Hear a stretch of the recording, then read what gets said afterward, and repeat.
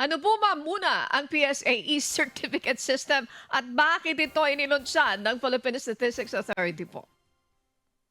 Well, ito pong ating PSA e-cert or e-certificate ay nilaunch po namin. Ito ay digital copy ng inyong mga dokumento kagaya po ng birth, marriage, and death, including po yung mga request for a certificate of no marriage or yung CENOMAR and yung CENODET. Ito ay certificate of no death. So available na po ito. Ito po yung paperless or digitized copy, no, at nilaunch po recently ng ating Philippine Statistics Authority, bagong serbisyo, at isa yan sa kinakampaign nga natin na i-adapt na yung ating PSA e-cert service. Okay. Miss Jackie, napakaganda Ah, nitong pinakikinggan natin na explanation. Ano yes, po? Ni Engineer Marisa Grande. tama Go, po. Miss Jackie.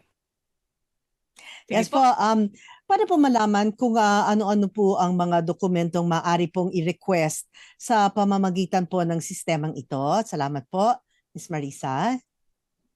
Okay. So, yung ating pong PSA e-cert, actually initially nilaunch ito under the government-to-government na platform, no? Wherein yung clients natin mag-apply online and i-deliver na lang doon sa ating government partners. Ito yung ating AFP and DFA through the e-apostille. Pero itong bagong PSA e-cert ngayon ay pwede na mag-apply any client ng ating PSA na magre-request ng kanilang mga birth certificate, marriage or death certificate, CENOMAR and CENODET. So ang proseso, no, kailangan lang silang pumunta sa aming PSA helpline.ph na ating pong website and i-choose yung service na e-cert, no. So under this service po ay mas pinabilis yung ating pong pagre-request, no, ng dokumento.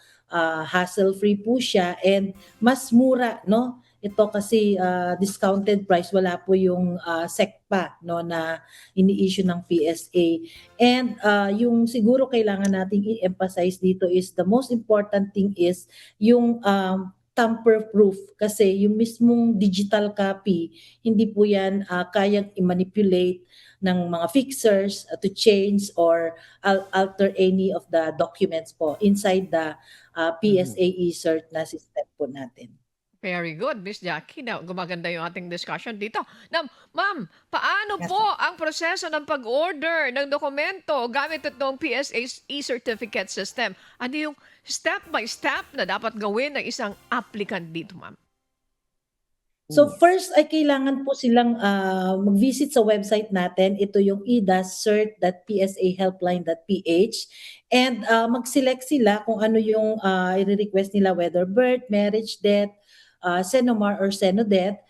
They have to fill out the application form sa ating pong website. And then second step is they go through the payment, no? So yung ating pong payment channels, meron tayong e-wallet like GCash. And merong credit and debit and online payment din po, available din po ito sa ating website. And the third one is to make sure na yung kukuha ng dokumento ay yung totoong may-ari, no?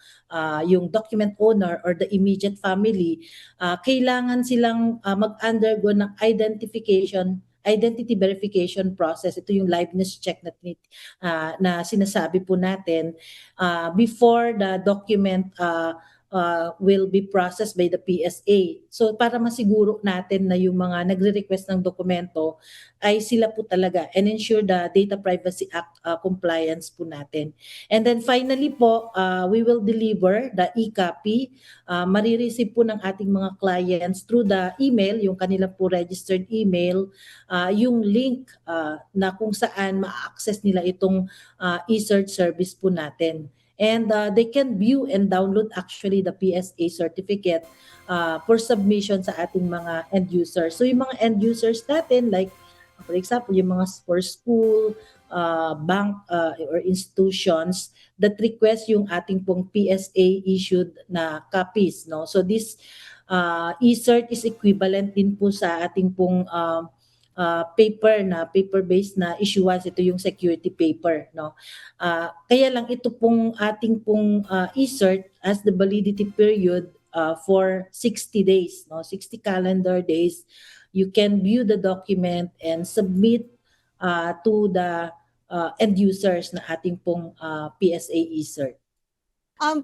Pwede po malaman kung gaano katagal po bago ma-deliver ang ating requested na documents no kapag nag-order po sa PSA e-certificate system at may iba't ibang delivery options po ba? At pwede bang malaman kung may expiry kasi yung ibang mga documents na hinihingi kailangan within a year. Pero isang beses lang naman ako nanganak. Yun po. Thank you po. So una po, yung doon po sa delivery, tama po ano? Sa delivery, it's Apo. within the day na na-receive yung confirmation of the payment Okay. or the following day. So Mhm. makukuha nyo na po yung e-cert copy ng inyong mga dokumento.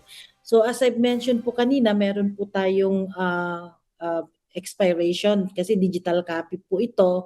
Accessible po siya within the 60 calendar days. But they can be also used for a multi-purpose, no? So instead na ikaw ay mag-apply ng 5 copies, no, for the document, maari naman po itong gamitin for multi-purpose use. Ilagay lang po doon sa kanilang mga requests.